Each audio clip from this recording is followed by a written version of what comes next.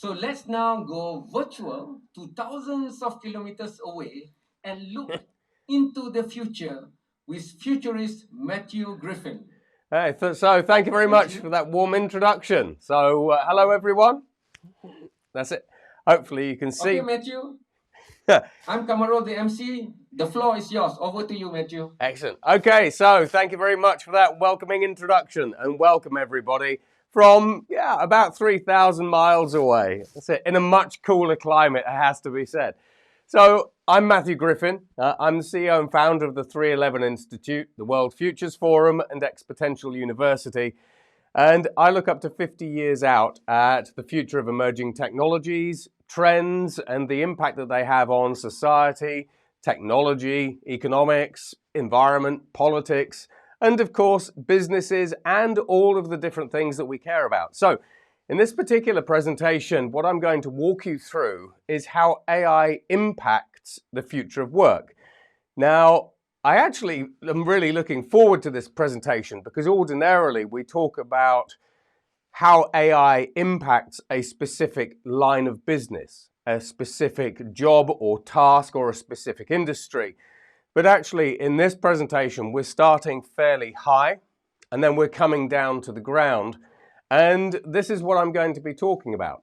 So everyone always has an agenda and I'm no different. Now, we're going to be talking about the impact of artificial intelligence on employment opportunity, the impact of AI on work itself, the impact of AI on jobs in the capital markets.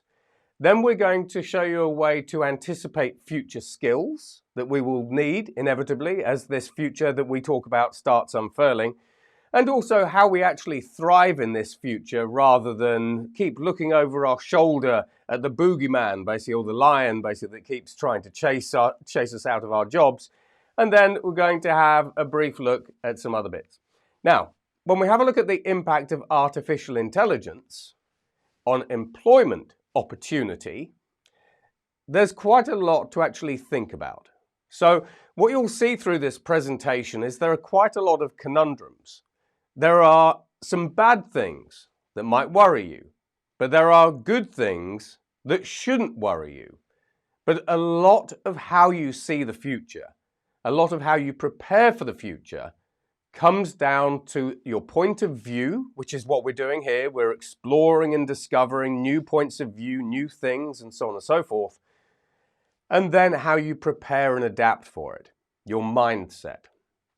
Now, it's no secret that artificial intelligence is being compared to the tractor, the printing press, and the loom. So at the moment, we see the rise of a lot of equivalent Luddites who are saying, stop the artificial intelligence bandwagon, pause everything for at least 6 months while we get our head around what it is, why it is, the impact that AI is going to have on us all. But of course, when you have a look at the technology companies that are developing AIs, they're not going to stop. They're just going to keep doing what they do, but faster. Now, when we have a look at the tractor, for example, if we kind of step back in time, and this is where your mindset really comes into force, you would have had two options if you'd been working on a farm back in the day. So on the one hand, you could have seen the tractor and you could have worried that as a farmhand, it was going to make you redundant. In which case, you go back to your home, you hide in a room and you lock yourself away and you worry about your future.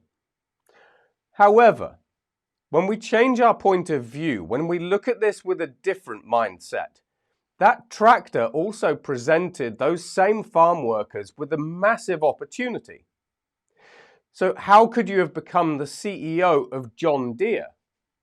Now, when we have a look at education and the society around us, we're often told that we are going to be the out-of-work farmhand, that we need to fear these new technologies as they come through. What we are generally not taught is how to become the CEO of John Deere and not only actually prosper as these new technologies come through, but actually thrive and benefit from them.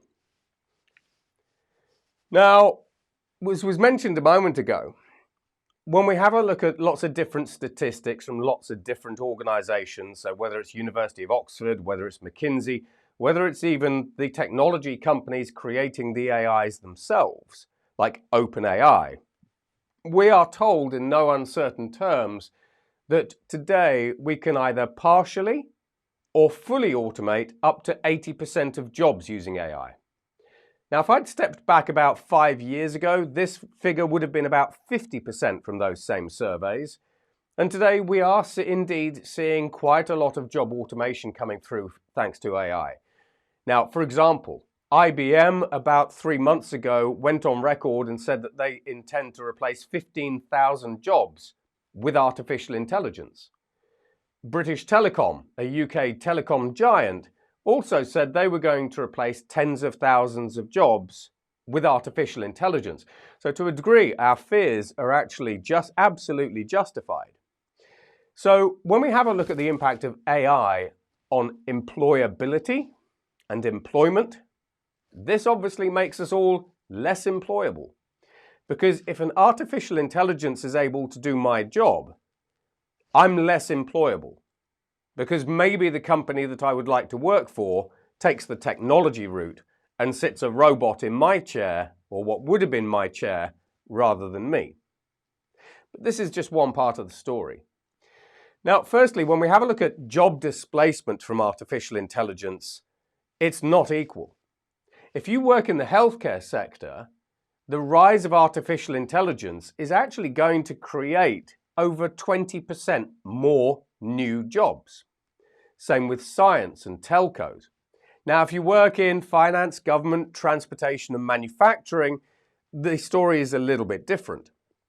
Now, part of that is because those organizations are heavily reliant on different digital and automation technologies already.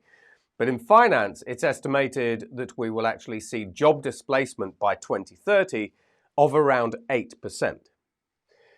So when we have a look at the future, we always have the headline, but you always have to dig deeper to really try to find out, not necessarily the truth, but the point of view that you can latch onto. Now, as AI starts automating different jobs and tasks, it does this. It depresses human wages. Now, I'll give you an example. Now, ordinarily, the picture that you see on this presentation, I'd have bought that from Shutterstock, or I would have gone to a human artist and asked them to create this image. All of the images that you see in this presentation were created by artificial intelligence, and it's a $20 a month subscription with Midjourney. I didn't have to go to a human artist. So here's the rub. Had I gone to a human artist and said, can you create images for my presentation? The human artist might have said, I can do that, but it'll be £500. AI gives me a negotiating position because I can say, well, I can create really good images for my presentation using artificial intelligence, and I can create lots of them for $20 a month. So as a human artist, maybe I'm not going to pay you £500 or dollars any longer, but maybe I'll pay you $100. So this is where AI, one of AI's biggest effects that many people don't actually talk about, is actually wage depression and wage suppression. Because now your employers have a bargaining tool. However, when we have a look at the impact of AI on employability, I can use AI today like ChatGPT, Google Bard, Anthropic's Claude, the generative artificial intelligences, to help you as a human learn new skills 6 times faster. And we've done this. We've done this with 8-year-olds, we've done this with university graduates, we've done this with major corporations. So consider this. You've seen a job that you like, but you don't actually have the skills for that job.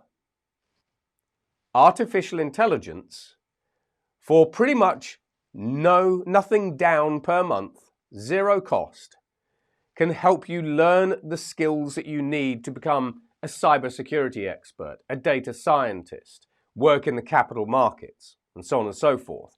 So if you scan the QR code, that'll take you to my Future of Education and Learning Codex, and you can learn in detail how you actually do that. Now, AI also has another benefit. So I'm going to give you examples of this, because I think examples are very important when we talk about the future and the capabilities and the things we do. We can increasingly use artificial intelligence to identify your hard and soft skills gaps. So say, for example, you want to understand how you can manage wealth funds. You can ask the AI, what skills would I need for this particular job? You can even put the job description into the AI and say, what skills would I need? You can then get the AIs to assess your skills. They will come back and they will actually ask you questions, competency-based questions.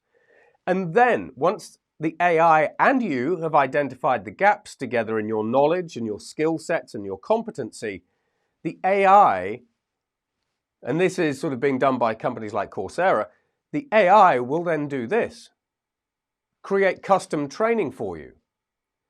So if you wanted to become a data scientist, it will say your gaps are this.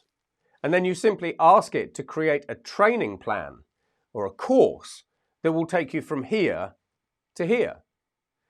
Now, when we talk about custom training plans, companies like the Khan Academy are already using generative artificial intelligence to create personalized training plans for you. So this actually makes you more employable, because originally when you went for the job, you had a low level of skill. But by using AI to identify your skill gaps, and then by using AI to create the courses for you, you've managed to upskill yourself much faster than you ever could before for free. Bearing in mind that when we actually have a look at platforms like ChatGPT, they have a Master of Experts model, which means that they have over 1,000 different artificial intelligence expert models that you can draw on. So these AIs are increasingly sophisticated and increasingly good at what they do. However, and I told you that this presentation would be a little bit of a roller coaster, while we've already shown you how you become less employable with AI and more employable with AI, another impact that we see with AI in major corporations is flattening pay scales.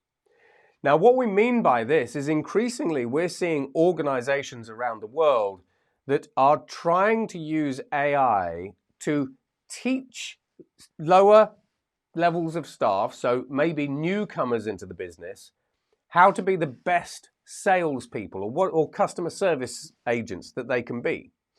And the way that the organizations do that is this. What they do is many organizations now are taking their top salespeople, for example, trying to really understand what makes those salespeople unique. And it could be things like their communication style, their negotiating style, their work ethic, all that kind of different stuff. Then they wrap that up, that uniqueness up into a course. And then as new people come into the organization, as apprentices, for example, come into the organization, they use AI to teach those newbies the skills they need to become a top salesman. Now, in most organizations, we're actually seeing what we call the best train the rest, actually being so successful that we can take somebody from being a newbie to being successful within an organization within a 3 to 6 month period, which then means that from an organizational perspective, do you really need to pay your top earners as much as you do when you can actually understand what makes them so special and then teach everybody else how to be as special and as good at the job as they are? So flattening pay scales is again a topic that very, very few people talk about. Now, when we have a look at the impact of artificial intelligence on work itself, that's a story in itself. It's like an onion, many different layers. So in the US, 65% of the Fortune 100 are using artificial intelligence to match people to jobs. So they will use AI to scan CVs and general content, whether it's in the company or outside of the content or company, to find people that they think match a particular job. They then use platforms, artificial intelligence platforms like HireVue, which then does the hiring process and the interview process. So with HireVue, you will sit in front of a camera like this one. You will be asked questions by the AI, and when you answer, the AI is looking at whether or not you're lying from your body language. It's trying to figure out, are you confident? It's trying to understand, do you really know your stuff? Because if I ask you, how would you do what you're going to do? And you stutter and yammer and lots of ums and ahs and you squirm and you look uncomfortable, then you're probably not the person to be hired.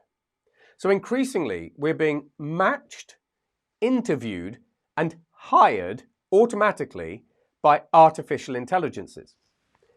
And then we're being placed within the organization. So quite a number of banks, especially in the United Kingdom, are interviewing students using AI, and then the AI is creating personality and behavioral and skills profiles and saying, you wanted to come into the organization as a data scientist, perhaps. However, based on your responses, we think you are better suited to account management. So there's lots and lots of different things to be aware of. Now, when we look at the organizations themselves, we're in this kind of post-digital era with organizations. Organizations have become digitized. Now we see AIs that are managing people. We see this with Uber and Amazon, monitoring people. So for example, many of you within your own organizations will have artificial intelligence up in the clouds, literally monitoring what you do, who you're emailing, what you're emailing them about, the tone and the language that you actually use, the CRM systems that you use, the pipeline trackers that you actually use, and so on and so forth. In the warehouses, we're monitoring how people pick up boxes so that we can make interventions and say, pick it up like this, because if you continue to do what you're doing, you're going to hurt your back. And in the case of Amazon and Uber, they were taken to court because if people didn't meet particular KPIs, the artificial intelligences fired them. So you can have a look at that court case or those court cases actually on Google. So increasingly, we are working for what I term algorithmic organizations where AI is monitoring and managing many of the different things that we're actually doing. And this is going to increase as a trend as we move forward. However, that's the downside. At least the firing piece is a downside. When we have a look at hybrid collaborations, when we have a look at teaming humans with machines, there's a different story here.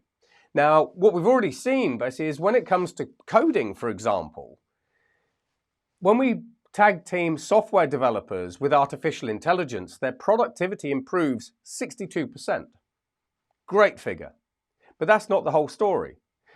Because the people had an artificial intelligence teammate to help them code, what we found is that when humans don't know what to do, they were asking the AIs, I've got a problem with this particular software, how would you fix it? And the AI comes up with suggestions. So we actually saw a 40% improvement in people's mental health. Their stress was reduced because suddenly they had an artificial intelligence co-worker that when they got stuck, they could say, I'm stuck. Can you help me? And in most cases, the artificial intelligences knew the answer, or certainly could give them prompts and guidance on how to solve it. Now, when we have a look at things like reports. Thanks, Matthew, for the introduction. It's been our pleasure to put the following report together for you all. In it, we provide a succinct yet insightful analysis of Pepsi's business strategy, leadership, and growth potential. As one of the world's leading beverage companies, Pepsi's strategic planning, leadership acumen, and growth trajectory are central to its ongoing success and global dominance, and we look forward to working with you in the future. So this is Brian. So maybe another downside. Brian is a digital human who works for me with an artificial intelligence brain. Now, in his case, he's introducing a report so that you'll see that we can build for Pepsi on the future of strategy, leadership, and growth within the company. And here we are. So we can do this with capital market reports as well. So if I'm a newbie and I have no idea how to put together a report on the future of retail in Indonesia together, then on the one hand, I can use these AIs and simply say, if I want to create a report, maybe it's a leadership report for Pepsi or whatever it happens to be, or a capital markets report, etc., report for the boss, then I can say, as a newbie, I don't know what questions I should ask my clients or my researchers. And the AI will come up with a list of questions that you can ask whoever, whatever. Now, once the AI has actually generated a list of questions that I, as a newbie, can ask the people around me to do whatever it is that I want to do or put together, I can then take it a step further. I can then get that same AI to take the answers from those researchers or those different data sources or whatever it happens to be and put the report together. And they can put the report together in literally minutes. And then within the space of a few minutes, really, I've created a report that I can push out onto the publication and distribution networks. And as we can see here, the AI does a huge amount of heavy lifting. So when we have a look at the use of AI on productivity, my ability to now produce reports or plans or training material is massively accelerated, which is a good thing. However, when we talk about automating jobs, this is how companies and this is how the technology industry automates jobs. This is the bad thing, and I have a good thing coming. Now, we can automate any job. That's the fact of the matter. The reason we can automate any job is because, firstly, we need to understand the job workflow. Basically, that's your job description. And when we say workflow, it's okay, when you come into work in the morning, what are the things that you do through the day? A, B, C, D, E, F to get what result? That's the workflow that we care about. And I'll show you an example in a moment. Now, from an automation perspective, the more complex that your workflow is, and importantly, the more interdependencies that your job has in other areas of the organization or outside of the organization that you have, the harder your job is to automate. So the more complex your job is, and the more dependencies, which is what a lot of people miss. How your job and how what you do relates to other parts of the organization from a compliance, a regulatory perspective, a social perspective, a client perspective. Lots of things matter when we talk about the future of work and automating it. So for example, let's use a little simple example. Let's have a look at sales. Now, if we want to automate sales, and this is already happening, then firstly, what does a salesperson really do? So firstly, they want to sell something. That's the ultimate goal. But firstly, they've got to understand the product that they're selling. They've got to identify target customers. They've got to analyze the needs of those customers to find the gaps. And then they've got to create campaigns so they can sell to those customers and explain how their product, with its USP, solves those needs and those gaps. Then they need to engage their customers, whether it's email, phone calls, in person, and so on and so forth. Then they need to negotiate once they've had a conversation with them and say, well, we've got this great product, you've got this problem, this is why you should buy our product. And then you close the deal. So once we understand the workflow of a particular job, we can create an algorithmic model for each one of these steps, put it together, run it, and I've now automated the sales team. Now, in Goldman Sachs, for example, Goldman Sachs used this approach to automate almost all of their equities traders. So we can do it for any kind of job, but we've got to break down the workflow first. Now, another sort of little statistic that we're seeing out in the markets at the moment is the average half-life of skills today is 5 years. So whatever your special superpower skill is today, generally in 5 years' time, it's going to be half as valuable in the market. So this again comes back to that automation piece. So in the future, increasingly, you will need this in order to survive. You'll need to be able to have, you need switchable hard skills.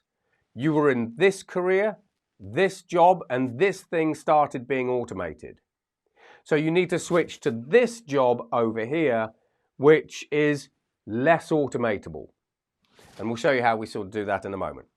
But you also need solid soft skills, absolutely vital. And solid soft skills are things like adaptability, collaboration with humans and AIs and technology, confidence, creativity, curiosity, empathy, entrepreneurship, morals, resilience, resourcefulness. So you need switchable hard skills and solid soft skills.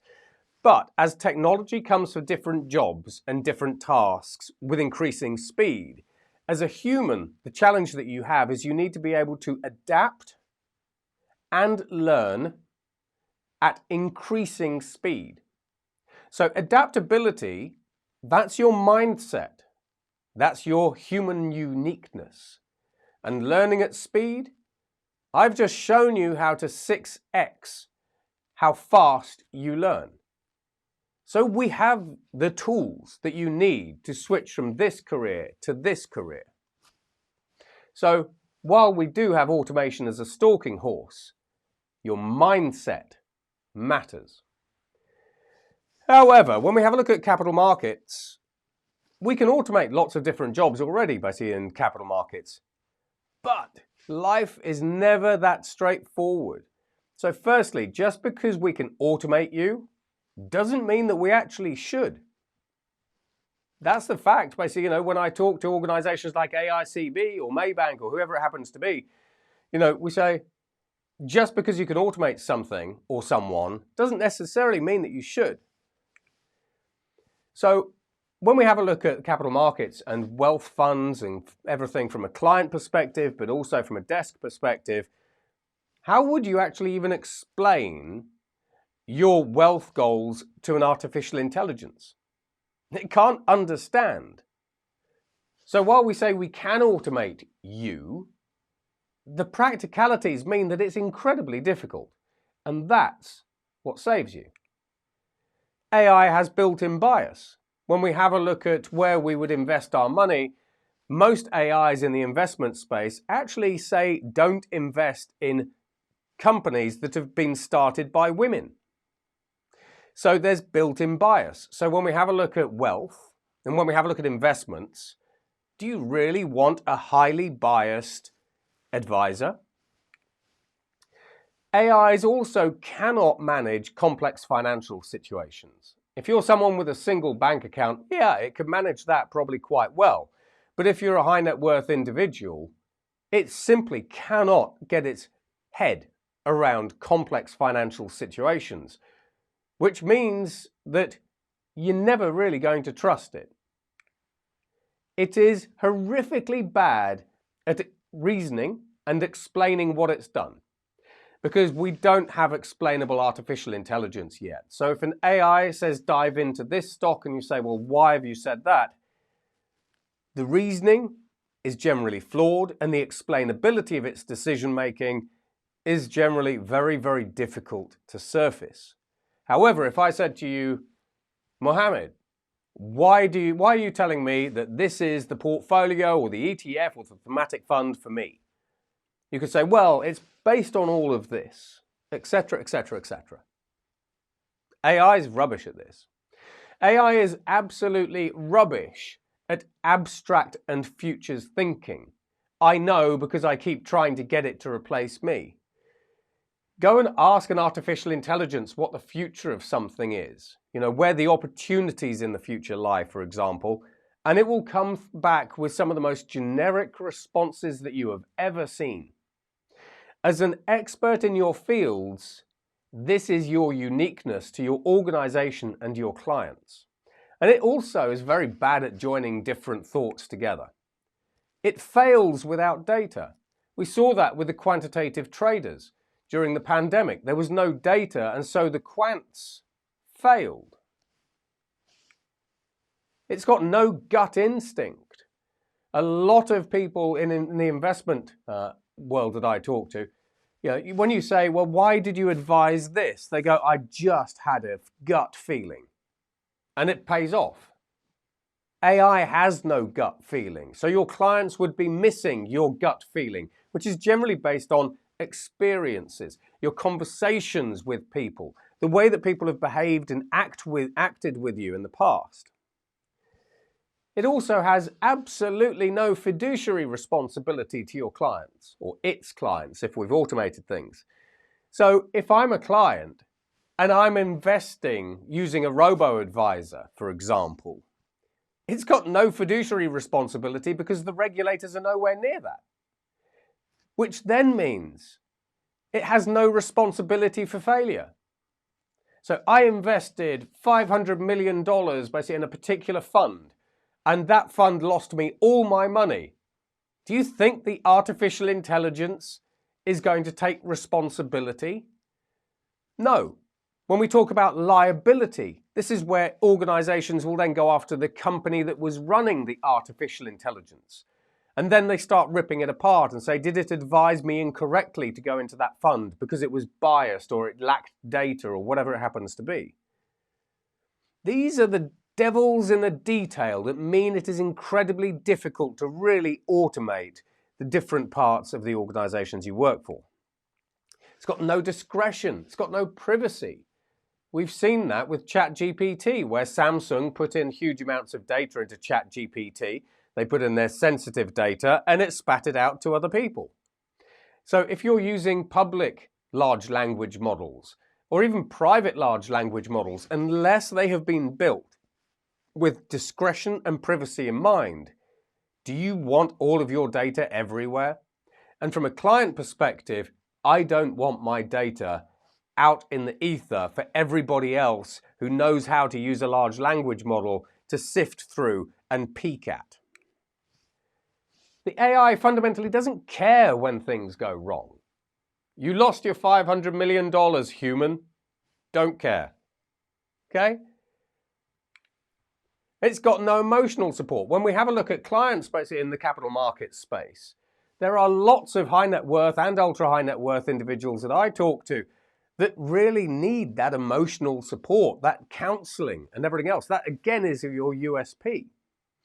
And AI cannot do that.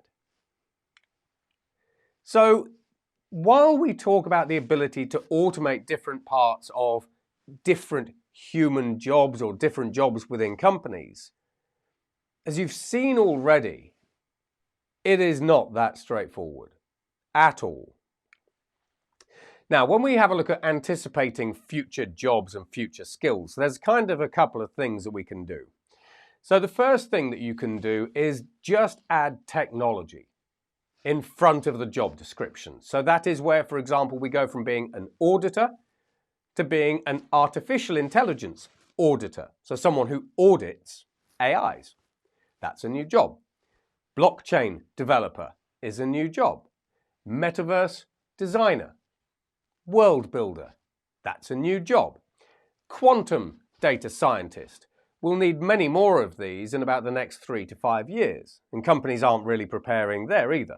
So on the one hand, a very easy thing that you can do is just add technology in front of a job title that we have today.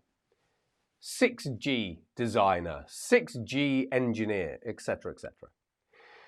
We can also see what's on the rise.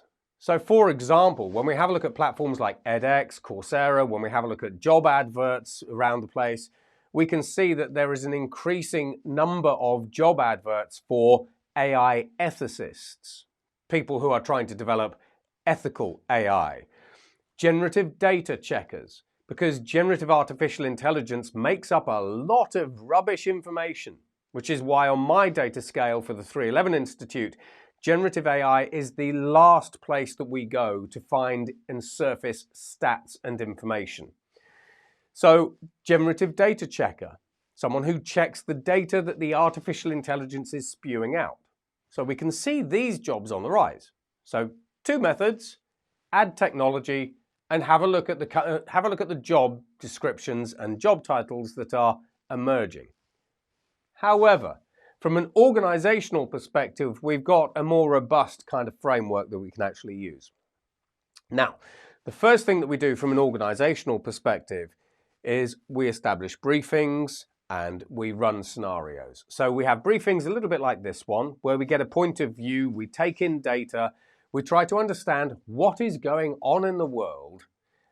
We then feed that into scenarios, and those scenarios then start being turned into the company that you work for's future strategy. And the future strategy of your company should include and encompass things like culture, mission, purpose, and values. Fairly standard stuff.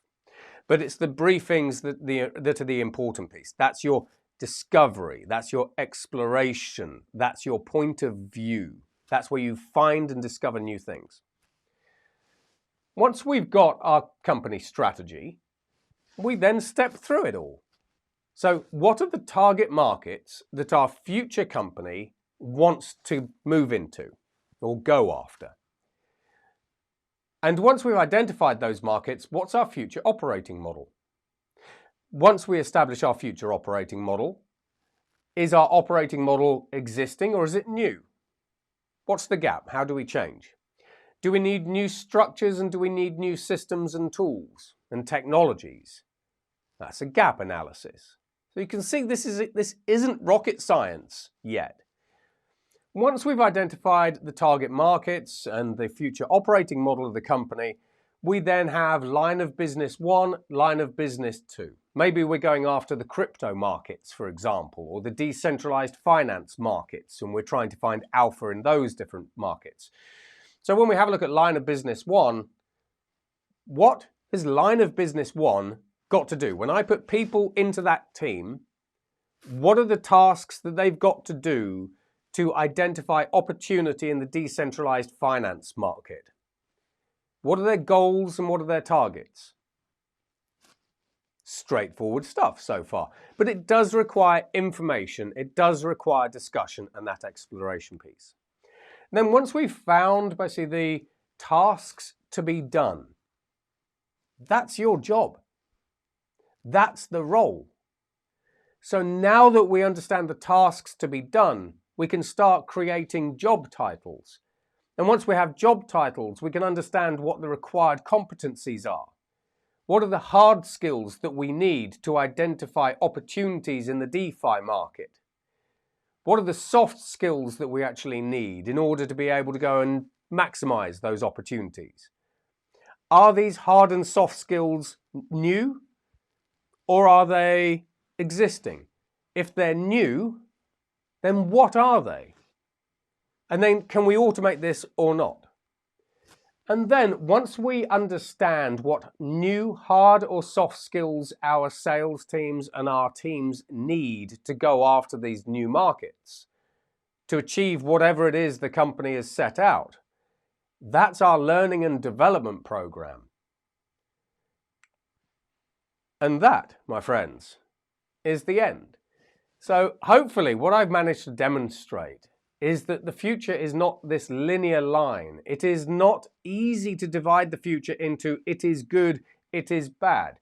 Mindset matters. Getting a point of view on things matters.